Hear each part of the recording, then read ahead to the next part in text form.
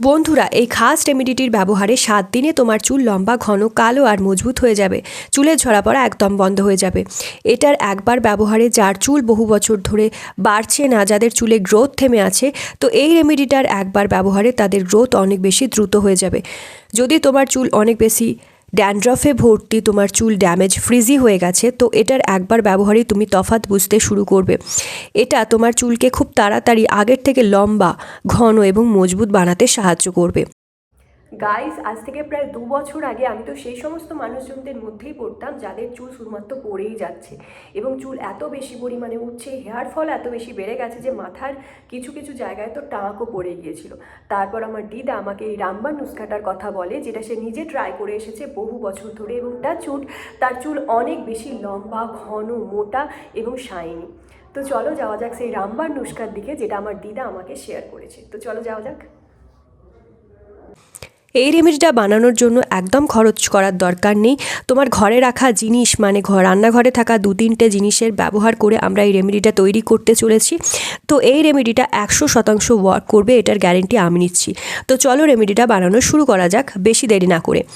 এটা বানানোর জন্য আমাদের দরকার পড়বে চা পাতার। হ্যাঁ বন্ধুরা, সেই চায়ের পাতা যেটা তুমি চা বানিয়ে খাও। চা শুধুমাত্র চা খাওয়ার কাজ করে না, আরও অনেক কাজে ইউজ করা হয়।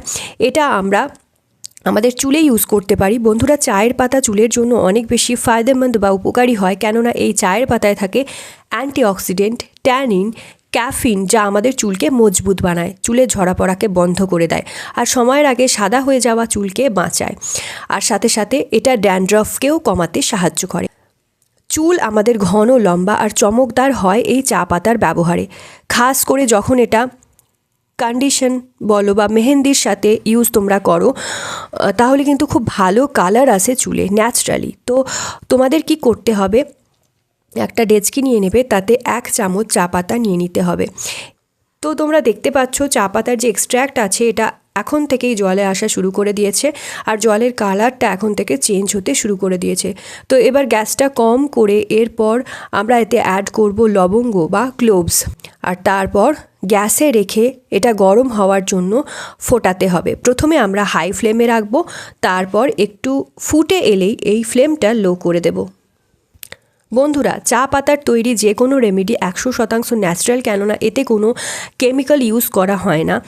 এই জন্য তোমরা নির্ভয় এটা ইউজ করতে পারো, এতে কোনো সাইড এফেক্ট নেই, তোমার চুলের কোনো ক্ষতি হবে না। বন্ধুরা, ফুলওয়ালা যে সমস্ত লবঙ্গগুলো হয়, সেই সমস্ত লবঙ্গ এখানে ব্যবহার করলে বেশি ভালো রেজাল্ট পাওয়া যাবে। তো এখানে আমি ফুলওয়ালা যে লবঙ্গ হয় তার ব্যবহার করছি। 3 থেকে 4টে লবঙ্গ এখানে আমি দিয়ে দিয়েছি। এটা এই জলে দিয়ে দেবে 3 থেকে 4টের মতো লবঙ্গ, আর ভালো করে মিক্স করে নিতে হবে। বন্ধুরা, লবঙ্গ আমাদের চুলের জন্য ভীষণ উপকারী, কেননা এতে আছে অ্যান্টিফাঙ্গাল এবং অ্যান্টিব্যাকটেরিয়াল প্রপার্টিস, যা আমাদের চুলের ড্যান্ড্রফ, খুজলিকে দূর করে, ইনফেকশন বলো সে সমস্ত কিছুকে দূরে রাখে, এবং স্ক্যাল্পের ব্লাড সার্কুলেশনকে বাড়িয়ে চুলের গোড়াকে মজবুত করে আর চুলকে দ্রুত বাড়তে আরম্ভ করে। আর নতুন চুলের বিকাশেও কিন্তু সাহায্য করে এই লবঙ্গ। সময়ের সাথে সাথে যে চুল সাদা হয়ে যায় সেই সমস্তকে রোধ করে, মানে সময়ের সাথে, সময়ের আগে চুলের সাদা হয়ে যাওয়াকে বন্ধ করে, তাকে কালো আর ন্যাচারালি শাইনি বানায়। লবঙ্গতে বিটা ক্যারোটিন রয়েছে, ভিটামিন সি থাকে, যা আমাদের ব্লাড সার্কুলেশনকে ইমপ্রুভ করে আর হেয়ার ফলিকলকে অ্যাক্টিভেট করে দেয়, যাতে চুল খুব দ্রুত বাড়ে, এবং লবঙ্গে ইউজেনল ও অ্যান্টিঅক্সিডেন্ট থাকে, যা আমাদের চুলকে ন্যাচারালি কালো রূপ দেয়। এরপর যতক্ষণ এই জলটা হচ্ছে বা ফুটছে, ততক্ষণ আমরা একটা পেঁয়াজ নেব আর এর থেকে রসটা বার করব। বন্ধুরা, যখনই তোমরা পেঁয়াজ ইউজ করবে চুলে লাগানোর জন্য, তখন এখানে কিন্তু পিঙ্কওয়ালা যে পেঁয়াজগুলো হয় বা লাল রঙের যে সমস্ত পেঁয়াজগুলো হয়, সেটাই ব্যবহার করার চেষ্টা করবে। তো খোসা ছাড়িয়ে রসটা আমি বার করে নেব। তো এখানে পেঁয়াজকে খোসা ছাড়িয়ে রসটা আমি বার করছি। দেখো বন্ধুরা, পেঁয়াজে থাকে অধিক মাত্রায় সালফার, ফসফরাস, যা আমাদের চুল পড়া বন্ধ করতে এবং নতুন চুল গজাতে সাহায্য করে, অনেক বেশি হেল্প করে মাথা থেকে নতুন চুল গজাতে। আর চুলে পেঁয়াজের রস লাগালে হেয়ার গ্রোথ বাড়ে, ড্যান্ড্রফ কমে, আর আমাদের চুল মজবুত আর চমকদার হয়, কেননা এতে আছে সালফার, যা কোলাজিন প্রোডাকশনকে বাড়ায়, আর অ্যান্টিব্যাকটেরিয়াল গুণ, যা আমাদের স্ক্যাল্পকে ক্লিন রাখে। বন্ধুরা, পেঁয়াজকে খোসা ছাড়িয়ে নেওয়ার পর এইভাবে তোমরা গ্রেট করে বা গ্রাইন্ড করে রসটা বার করে নিতে পারো, নিয়ে এইভাবে ছেঁকে নিতে পারো, বা এইভাবে গ্রেট করতে পারো, তাহলে আর ছাঁকতে হবে না। তোমরা দেখতেই পাচ্ছ কত সহজে রসটা বেরিয়ে আসছে। এইভাবে ছাঁকনির ওপর গ্রেট করলে কিন্তু শুধুমাত্র রসটা পেয়ে যাব আমরা। তো 10 মিনিটে দেখবে জলটা ফুটে গেছে। লং এবং চা পাতার সমস্ত এক্সট্র্যাক্ট এখন জলে চলে এসেছে। এবার গ্যাসটা অফ করে নামিয়ে ছেঁকে নেব। বন্ধুরা, গরম গরম এবার এই জলটাকে আমরা ছেঁকে নিয়েছি, কিন্তু এটা গরম গরম আমরা ইউজ করব না, ঠান্ডা হয়ে যাওয়া অবধি ওয়েট করব। নর্মাল টেম্পারেচারে এসে গেলে এখন আমরা এতে প্রথমে অ্যালোভেরা জেল দেব। যে কোনো অ্যালোভেরা জেল তোমরা এখানে ব্যবহার করতে পারো। তোমরা এখানে ফ্রেশ অ্যালোভেরা জেলও ব্যবহার করতে পারো। আমি এখানে অ্যালোভেরা জেল ইউজ করছি না, কারণ আমার চুল এমনিতেই অনেক বেশি সিল্কি হয়ে রয়েছে, তো আমি এখানে অ্যালোভেরাটা স্কিপ করে যাচ্ছি। তোমরা দিতেও পারো, নাও পারো, এটা অপশনাল। আর এবার যে পেঁয়াজের রসটা আমরা বার করে রেখেছিলাম সেটা দিয়ে দেব। আর এরপর এটাকে ভালো করে মিক্স করে নিতে হবে। এতে চুলে ঝরা পড়া কম হয়, চুলের গোড়াকে পোষণ দেয় এই টনিকটা, এবং চুলকে লম্বা করতে সাহায্য করে, মজবুত করে দেয় তোমার চুলকে।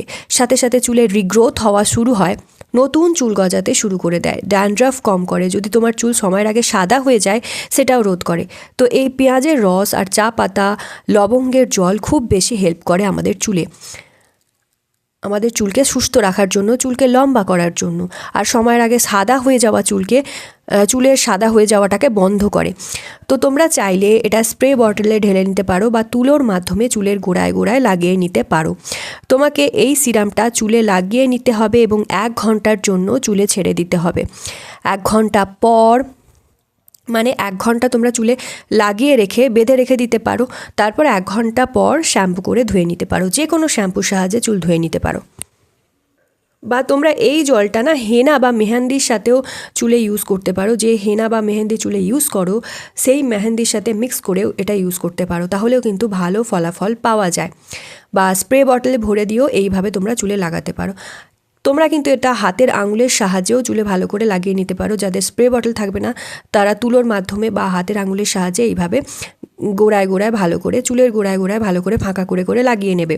অ্যাজ ইউর উইশ, তোমরা যেটাতে কমফোর্টেবল মনে করবে সেরকমভাবেই চুলে লাগিয়ে নেবে। তো যে কোনো তারিখে অ্যাপ্লাই করো, বাট সপ্তাহে 2 থেকে 3 বার এটা তোমাকে চুলে ইউজ করতেই হবে। এটা ইউজ করার পর তোমার চুলের ঝরা পড়া কমে যাবে, চুলে খুব সুন্দর কালার আসবে, আর এটা তোমাদের চুলকে শাইনি অ্যান্ড সফট বানাবে এই সিরামটা। তো অবশ্যই ট্রাই করো। তো বন্ধুরা, তোমরা দেখতেই পাচ্ছ আমি স্নান করার আগে চুলে ভালো করে এটা দিয়ে স্প্রে করে মাসাজ করে নিয়েছিলাম, এবং তারপর 1 ঘন্টা বাদে স্নান করে নিয়েছি। এবং এখন আমার চুলটা রোদে ভালো করে শুকিয়ে নিচ্ছি, কারণ চুলের গোড়া ভেজা থাকলে আমাদের চুল পড়তে থাকে। চুলের গোড়া ভেজা অবস্থায়ও কিন্তু চুল আঁচড়ালে আমাদের চুলের গোড়া উঠতে থাকে বা চুল ভাঙতে থাকে। তো সেক্ষেত্রে চুলের গোড়া ভিজে রাখবে না। তোমরা যে কোনো ড্রায়ারের সাহায্যে, আমি সাজেস্ট করব কোনো ড্রায়ার ইউজ যাতে না করো, রোদে ভালো করে চুলটাকে শুকিয়ে নেবে। বাস, ইউ আর ডান। সপ্তাহে 2 থেকে 3 বার এটা ব্যবহার করো, খুব ভালো রেজাল্ট পাওয়া যায়। সো আই হোপ গাইজ এই রেমেডিটার থ্রু তোমরা অনেকটা হেল্প পাবে। এই রেমেডিটা অ্যাপ্লাই করো, কতটা রেজাল্ট পেলে সেটার ফিডব্যাক অবশ্যই কমেন্ট বক্সে লিখে জানিও। তো চলো, আজকের জন্য এতটাই। দেখা হবে নেক্সট ভিডিওতে। Stay tune, take care. সবাই খুব ভালো থেকো, সুস্থ থেকো, নিজের খেয়াল রেখো। Love you all.